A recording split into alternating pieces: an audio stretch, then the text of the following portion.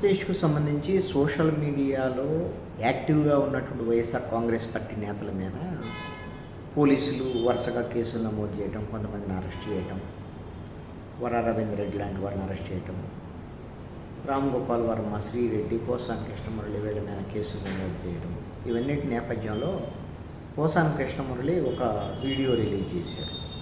ఆ వీడియోలో ఏంటంటే, నేను ఇంకా రాజకీయాలను వదిలేస్తున్నాను, ఇక రాజకీయాలు మాట్లాడను, నేను ఎవరికి సపోర్ట్ చేయను, ఎవరికి అపోజ్ కూడా చేయను ఎవరిని, నేను నా కుటుంబం, నా సమస్యలు వీటి తప్ప నేను వేరే విషయాలు మాట్లాడను అని ఆయన ఒక అప్పీల్ చేశాడు.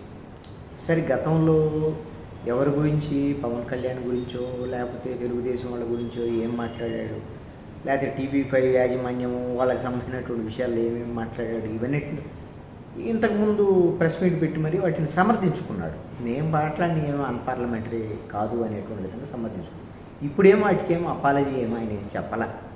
ఒకవేళ ఆయన మీద ఏం ఆరోపణలు ఉన్నాయో సోషల్ మీడియాలో ఇష్టం వచ్చినట్టుగా అన్పార్లమెంటరీ లాంగ్వేజ్ మాట్లాడారు అనే దాని మీద జనసేన వాళ్ళు కొంత అసంతృప్తితో ఉన్నారు. పవన్ కళ్యాణ్ మీద, పవన్ కళ్యాణ్ కుటుంబీకుడి మీద మాట్లాడారు, వాళ్ళ పిల్లల మీద మాట్లాడారు.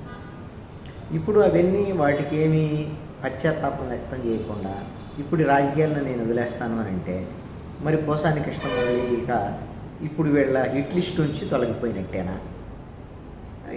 ఈ చర్చ అయితే జరుగుతుంది. ఇక టీవీ5 వాళ్ళ యజమాని బిఆర్ నాయుడు కానివ్వండి, టీవీ5 జర్నలిస్టుల మీద కానీ వాళ్ళ పేర్లు పెట్టి మరీ తీవ్రమైన విమర్శలు చేశాడు పోసాని కృష్ణమురళి. వాళ్ళైతే ఇప్పుడు వీడియోలు చేస్తున్నారు, వదిలిపెట్టేదే లేదు, తగ్గేదే లేదు, ఎందుకు వదిలిపెట్టాలి అనేటువంటి విధంగా వీడియోలు చేస్తున్నారు.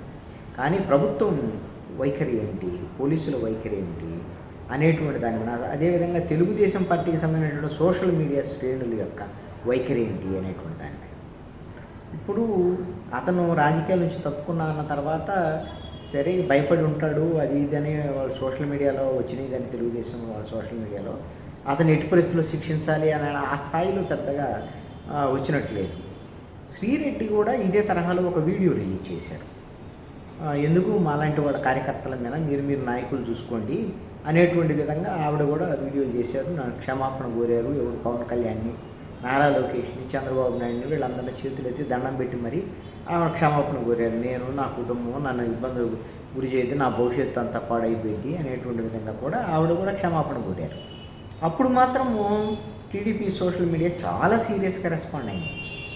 ఇష్టం వచ్చినట్టుగా అప్పుడు బండబూతులు తిట్టి అందరినీ ఇప్పుడు మీరు వచ్చి క్షమించండి అంటే సరిపోయిద్దా, వదిలిపెట్టేది లేదు అనేటువంటి శ్రీరెడ్డిని శిక్షించాల్సిందే, అరెస్ట్ చేయాల్సిందే అనేటువంటి విధంగా మాట్లాడారు. మరి ఆ స్థాయిలో పోసాని కృష్ణమురళి నేను రాజకీయాలు మాట్లాడను, రాజకీయాలకు దూరంగా వెళ్ళిపోతాను అన్న తర్వాత ఆ స్థాయిలో అయితే పోసాని కృష్ణమురళి మీద అంత తీవ్రమైన వ్యతిరేకత అయితే రాల. అయితే పోసాని కృష్ణమురళి గతంలో టార్గెట్ అంతా కూడా పవన్ కళ్యాణ్ జనసేనని చేసినటువంటి నేపథ్యంలో జనసేన వాళ్ళకు కొంత కోపం ఎక్కువ ఉండవచ్చు. అయితే పోసాని కృష్ణమురళి ఈ విధంగా రాజకీయ రావటం వెనక, అంటే రాజకీయాలు వదిలేస్తాను ప్రకటన చేయటం వెనక వాళ్ళ కుటుంబం నుంచి ఒత్తిడి కానివ్వండి. ఎందుకోసం అంటే అతనికి ఇప్పుడు పవన్ కళ్యాణ్ని మీద మాటలు మాట్లాడటం రాజకీయం. వైఎస్ఆర్ కాంగ్రెస్ పార్టీలో ఉన్నాడు, ఫిల్మ్ ఛాంబర్కి సంబంధించినటువంటి పోస్ట్ కూడా ఇచ్చారు కదా, చైర్మన్కి సంబంధించినటువంటి పోస్టు.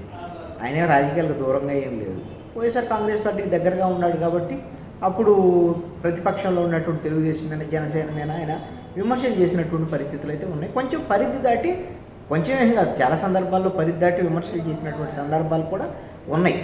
అయితే దీంతో ఆయనకి సినిమాల్లో కూడా పెద్దగా అవకాశాలు రాకపోవటం, అతను ఇబ్బందులకు గురవటము, ఇప్పుడు వైఎస్ఆర్ కాంగ్రెస్ పార్టీ ఆంధ్రప్రదేశ్లో ఓటమి చెంది ఉండటము, ఇప్పుడు పోలీసులు ఈ సోషల్ మీడియాలో యాక్టివ్ ఉన్నటువంటి వాళ్ళందరి మీద సీరియస్గా చర్యలు తీసుకోవడం, కేసులు నమోదు చేయటం, అరెస్టులు చేయటం, ఇవన్నిటి నేపథ్యంలో మళ్ళీ ఎందుకులే, అసలు ఇప్పుడు వైసీపీ కూడా అధికారంలో లేదు కదా అనేట దాని మీద పోసాని కృష్ణమురళి కూడా వెనక్కి దగ్గినట్టుగా సమాచారం. అయితే ఇప్పుడు ఎవరైతే ఇప్పుడు అధికారంలో, ఆంధ్రప్రదేశ్లో అధికారంలో ఉన్నటువంటి తెలుగుదేశం పార్టీకి సంబంధించినటువంటి సామాజిక వర్గానికి సంబంధించినటువంటి వాళ్ళు పోసాని కృష్ణమురళి కూడా సేమ్ సామాజిక వర్గం కాబట్టే ఆ సామాజిక వర్గానికి సంబంధించినటువంటి కొంతమంది పెద్దలు పోసాని కృష్ణమురళికి డైరెక్షన్ ఇచ్చి మీరు ఇప్పుడు ఎందుకు అనవసరం వైఎస్ఆర్ కాంగ్రెస్ పార్టీతో కానీ మీరు డిజోన్ చేసుకుంటే, అసోసియేట్ అయితే మీరు కానీ ఆ పార్టీ నుంచి దూరంగా వెళ్తే మీ మీద పెద్ద ఇబ్బంది ఉండదు, మీరు టార్గెట్ కారు అనేటువంటి దాని మీద ఒక పార్టీకి ఇప్పుడు ఒక సామాజిక వర్గానికి సంబంధించినటువంటి వాళ్ళు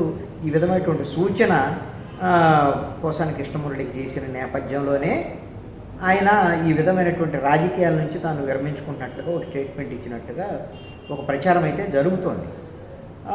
ఈ ప్రభుత్వం కూడా ఆటోమేటిక్గా మరి అతనే అస్త్రసన్యాసం చేశాడు కదా, రాజకీయాల నుంచి వెళ్ళిపోయాడు కదా. మరి గతంలో కేసులకు సంబంధించినటువంటి విషయాల్లో బహుశా ఇక అరెస్టు కానీ వేధింపులు కానీ ఉండవు అనేటువంటి చర్చ కూడా జరుగుతున్నటువంటి పరిస్థితి. తెర వెనక ఒక సామాజిక వర్గానికి సంబంధించినటువంటి ఆ కుల నాయకులు పెద్దలు ఇటు ప్రభుత్వంతోనూ అటు పోసానితోనూ రాజీ కుదిర్చేటువంటి ప్రయత్నాలు, దాంట్లో భాగంగానే పోసానితో ఈ ప్రకటన చేయించారు అనేటువంటి ఒక సమాచారం.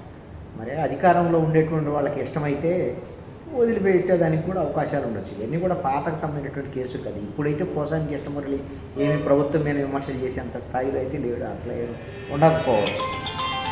చూద్దాం ఏమవుతుంది అనేది భవిష్యత్తులో. పోసాని కృష్ణమురళి పైన ఇదే స్థాయిలో బహుశా ఇక అతను కక్ష కట్టి అరెస్టుల వరకు వెళ్ళేదానికి అవకాశం ఉండకపోవచ్చు.